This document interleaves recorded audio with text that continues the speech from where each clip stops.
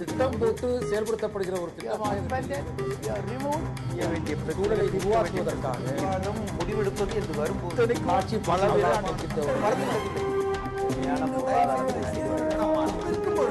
எதிர்த்து பேசிட்டு நேர்பட பேசி தொடர்கிறது.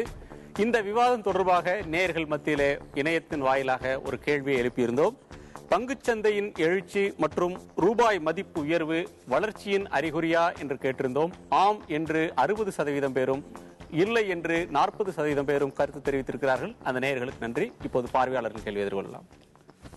சார், எந்த அரசாங்கமும் அரசியல் செயல்பாடுகளோ நிறைவேறும்னா குறைந்தபட்சம் 6 மாதம் ஆகும். இப்போ ரிசர்வ் பேங்க் கவர்னர் திரு மிஸ்டர் ரகுராம் ராஜன் அவர்கள் இந்த இன்ஃப்ளேஷனை பற்றி ஒரு வருஷத்துக்கு முன்னாடி சில செயல்பாடுகளை இன்ஃப்ராஸ்ட்ரக்சர்லாம் கொண்டு வந்தார். அது இன்றைக்கி படிப்படியாக உயர்ந்தது. இன்றைக்கி பணவீக்கம்ங்கிறது கொஞ்சம் குறைஞ்சிருக்கு. இந்த நிலைமையில் இப்போ இந்த புது கவர்மெண்ட் வந்து தங்கத்தை இம்போர்ட் பண்ணி 10% டேக்ஸ் ரிலாக்ஸேஷன் பண்ணுறோம் அப்படிங்கிறாங்க. இதனால் இன்ஃப்ளேஷன் குறையிறதுக்கு சான்சஸ் இருக்கா, அதிகரிக்க சான்சஸ் இருக்கா? இது உங்கள்கிட்ட எக்கனாமிக்ஸுங்கிற முறையில் கேட்குறேன். இது வந்து வெறும் தங்கத்தோட தொடர்புடைய விஷயம் மட்டும் இல்லை. எப்படி அப்படின்னு கேட்டிங்கன்னா, நான் வந்து இந்த விவாதத்தின் போது சொன்ன மாதிரி நம்ம கரண்ட் அக்கௌண்ட் டெபிசிட் எவ்வளோ இருக்குது, அதை எப்படி ஃபைனான்ஸ் பண்ண போகிறோம், அதுக்கு தகுந்த மாதிரி இன்ட்ரெஸ்ட் ரேட் எப்படி மாற்ற போகிறாங்க ரிசர்வ் பேங்க்கில், அதெல்லாம் வச்சு தான் நம்ம வந்து விலைவாசி உயர்தா, உயர்வாசி என்ன ரொம்ப அதிக அளவில் உயர்தா அல்லது சுமாரான அளவில் உயர்தா அப்படிங்கிறத வந்து நம்ம முடிவுக்கு வர முடியும். அதனால் ஒரே ஒரு தங்கத்தினுடைய விலையை மட்டும் வச்சு நம்ம அந்த முடிவுக்கு வர முடியாது. அடுத்த கேள்வி ராஜ்குமார் அவர்கிட்ட பேசுகிறேன். இந்த இப்போ வந்து மின்சாரத்தாலே வந்து எக்ஸ்போர்ட்டர்ஸ் கொஞ்சம் இதில் போயிட்டு இருக்கும்போது திருப்பியும் வந்து பணம் டாலரை வீழ்ச்சினால இன்னும் உங்களுக்கு பெர்சன்டேஜ் ஆஃப் லாபம் ரொம்ப பாதிக்கப்படும். அதை எப்படி நீங்கள் சமாளிக்க போகிறீங்க? லாபம் மட்டும் இல்லைங்க, ஆர்டர் வர்றதே குறையும். லாபங்கிறது கூட டெம்பரவரியாக இருக்கும், அது பண்ணிக்கலாம். பட் ஆர்டர் வர்றதே குறையும். ஆர்டர் வரும்போது குறையும் போது வேலை கொடுக்க முடியாது, கண்டினியூஸாக வேலை கொடுக்க முடியாது. இந்த மாதிரி நிறைய பாதிப்புகள்லாம் வரும். அதனால் இந்த டாலர் குறையிறது வந்து பெரிய பாதிப்பு தான் அது. ஸோ அதுக்காக வந்து நாங்கள் எங்கள் சைடில் என்ன பண்ணுறோம்னா, நிறையா உங்களுக்கு ட்ரைனிங் எல்லாம் மாதிரி கொடுத்து ப்ரொடக்ஷனில் அச்சீவ் பண்ணுறதுக்கு என்னென்ன வழிகள் இருக்கோ அதெல்லாம் ட்ரை பண்ணிகிட்ருக்கோம். அடுத்த கேள்வி திரு வெங்கடேஷ் கிட்ட என்னுடைய கேள்வி கேட்கலான் இருக்கேன். இப்போ நான் தனிப்பெரும்பான்மையோட நரேந்திர மோடி அவர்களுடைய ஆட்சி வருது. ஸோ கடந்த ஆட்சி காலத்தை விட இப்போது பொருளாதாரத்தை சரியான முறையில் கொண்டு செல்றதுல இவருக்கு மிகப்பெரிய சவாலாக இது அமையுமா? இதனால எப்படி சவாலாக அமையும்? இது வந்து 282 பேர் பாஜகவினரே இருக்காங்க. அதனால் இவருக்கு வந்து இது ஒரு பெரிய ஒரு மகத்தான ஒரு வலிமை தான். அதுதான் இதெல்லாம் பிரதிபலிக்கிறதுன்றது வாதம் தான் சில பேர் இந்த இதில் வச்சுருக்காங்க. இவர் வந்து என்னை பொறுத்த வரைக்கும் இந்தியாவோட டெங் ஜியோபிங் அப்படின்னு தான் நான் நினைக்கிறேன். இது வந்து ஒரு வலுவான ஒரு இந்தியாவை உருவாக்குறதுக்கு அவர் வந்து ஒரு பெரிய அளவில் முயற்சி எடுப்பார். அது மட்டும் இல்லை, இந்த ஒரு 10-15 வருட காலம் என்னை பொறுத்த வரைக்கும் கொள்கையின் மரணம் தான் நினைக்கிறேன். வேலை வாய்ப்பு, உற்பத்தி, இந்த மாதிரி விஷயத்துல தான் அரசாங்கம் கவனிக்குமே தவிர இடதுசாரியில் இப்படி சொன்னோம் வலதுசாரியெல்லாம் மரணம் அடைஞ்சு விட்டது. எல்லாருக்கும் அதை ரொம்ப தெளிவுபடுத்த ஆசைப்படுறேன். சார் வணக்கம் சார். கொஞ்ச நாள் முன்னாடி நிதியமைச்சர்கிட்ட வந்து ஒரு கேள்வி கேட்டாங்க, ஏன் சார் இந்திய பொருளாதாரம் ரொம்ப இதாச்சு அப்படின்னு சொன்னபோது எக்ஸ் ஃபினான்ஸ் மினிஸ்டர் சிதம்பரம் என்ன சொன்னார்னா, இம்போர்ட் வந்து அதிகமாகி எக்ஸ்போர்ட் ரொம்ப கம்மியாயிடுச்சு அப்படின்றாரு.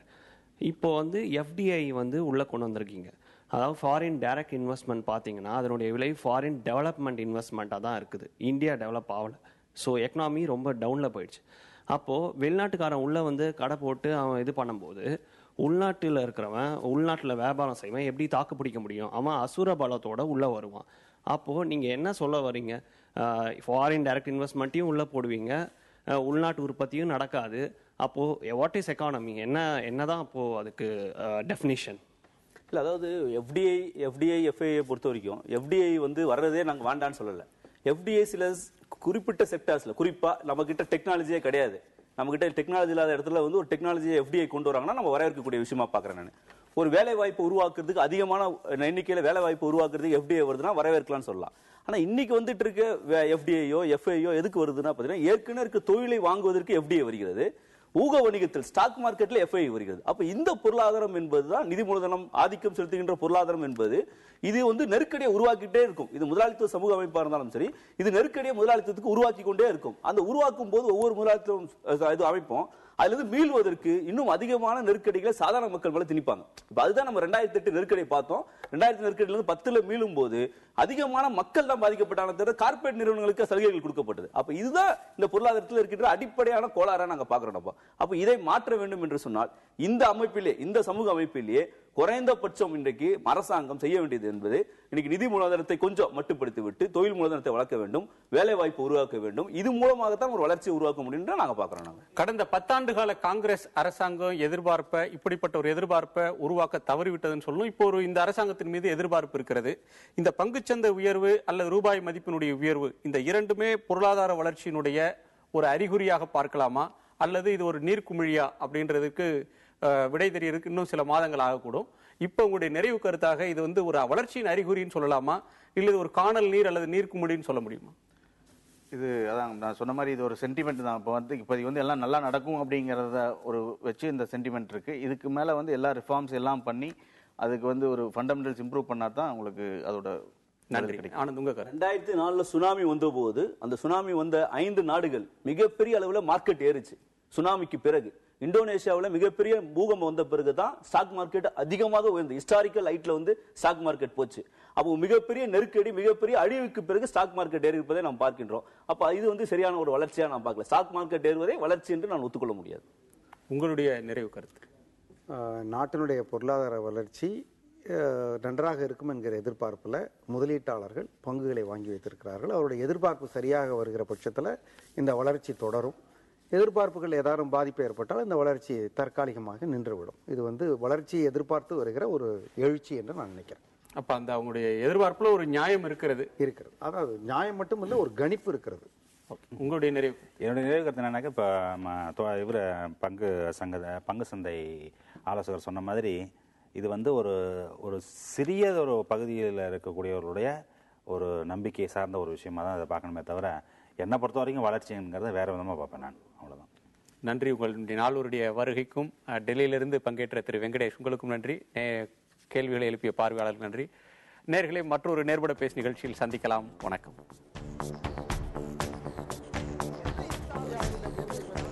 போட்டு செயல்படுத்தப்படுகிற ஒரு திட்டமாக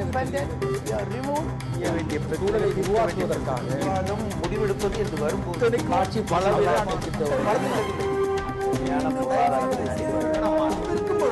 எதிர்த்து பேசிட்டு